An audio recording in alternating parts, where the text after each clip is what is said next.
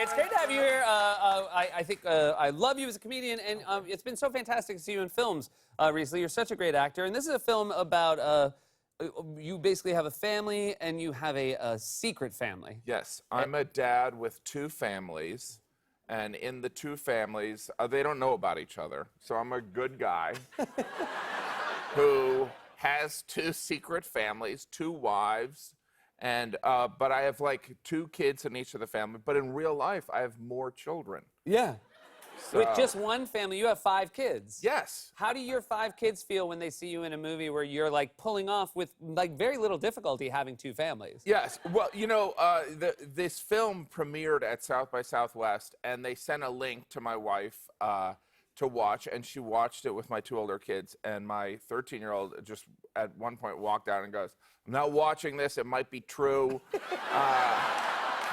it's just, I don't know what that says about my relationship with my family. Well, I will say, touring stand-up comedian is a good job for someone with Right? multiple families. Well, you know, I can't pull off being a decent husband to one woman. Yeah, I know. How would someone do it with 2? It just seems too hard. But with this film and with showing this film at festivals, you have found out this is more common than you think. Yes, at every screening we've had, there's been someone in the audience that says, we had a neighbor or someone in our town that at the funeral it was revealed that there was 2 families. Wow. And I heard there was one guy who had 6 families and 30 children. Wow. Which is, I mean, like, no one caught on. Like, how would you even organize that? Yeah. Like, all the children must have the same name. Like, all the boys were Bob. Right, so you right? never screwed it up. I don't know how you could do that. I gotta say, if you can make it to the funeral, your funeral, till I find out, you tip your cap. Like, you Right? know, you really are like, wow, well, that you made it That's- the whole way. It's impressive. Yeah. You are always on the road, and you talked about this beforehand, Yes. and you've since done it. You actually did stand up at a rodeo. I did. Yeah. I performed at the San Antonio Rodeo. It was my first rodeo. By the way, me wearing that hat is not cultural appropriation. So yeah, it was insane. It's insane. It's a huge event. Yeah. These rodeos. It's all, you know, the San Antonio Spurs have to go on the road during the time of the rodeo. It's a big deal. It's in the arena. They bring in mud and everything, and there's a rodeo that occurs, and then there's entertainment. Usually it's a country musician or you know, like some Mexican musician that's famous in the area. And so they had comedy, and it was just surreal because you're in the round, and they kind of, there's some people seated in the area, and there was just this guy yelling, you're just going, woo! The entire time. And so as comedians, you know, like, oh, maybe this guy's drunk, but like, you also instinctively know that's just him. Yeah. That's what he does. But it was strange to go after these fantastic, I mean, they're amazing athletes. Right, yeah. They literally have to ride a bull or a horse for like 4 seconds. And you watch it and you're like, I don't think I can do that. Yeah. Like, it's like just the core strength that Yeah. would be required.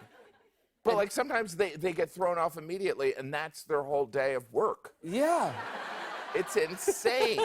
All that training. It's insane. There's very little sports where you just get like, you might be 1 second. Right? Yeah. And then if it reaches 4 seconds, then someone with a horse comes by and grabs you off. I'm like, that's a good gig. Yeah. That's a good gig. Then you did a show, so you survived Yes, the rodeo. I survived it. And then you're here in New York, your hometown, Yes. doing stand-up just at like a local club that you Yes. perform at all the time. Stand Up New York, which is a great club. There's many great clubs in the city. And you I fell down. I fell. You know, you and Fred, you know this because, like, as a performer, you go on stage and you want to, you know, communicate a certain authority. Yeah. And falling on your face. This was on your way up. By the way, it was like 1 step. like I asked afterwards, I'm like, has anyone else fallen? They're like, no. No one has ever fallen. And wait, Jim, you're also telling me you don't think you'd be good at rodeo.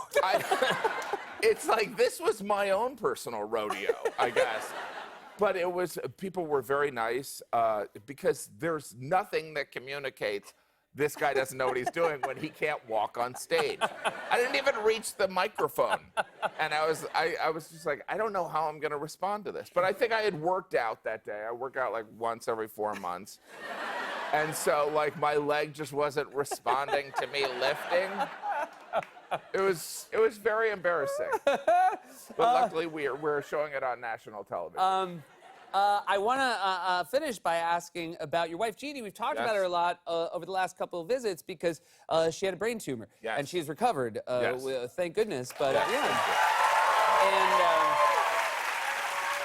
And you have you've spoken about it in a very hilarious way, in a very moving way on stage, and now she has written a book. Yeah, I mean, it's amazing. You know, this woman who is the mother of 5 children, where the husband is just gone half the time, and is recovering from a brain tumor, and she starts these 2 volunteer organizations, and then she goes, I'm going to write a book about it. And I'm like, do you really want to do that? I mean, like, I don't want to do anything. But she wrote this incredible book because when she was going through the experience, she would Google trying to find people that had gone through a similar experience. So that was the motivation behind it, that she wanted to write this book. And it's an amazing book. You know, she's been my writing partner for 20 years, so she's very funny, and it's an amazing book. I can't wait to read it, and it's always such a pleasure to have you here, Jim.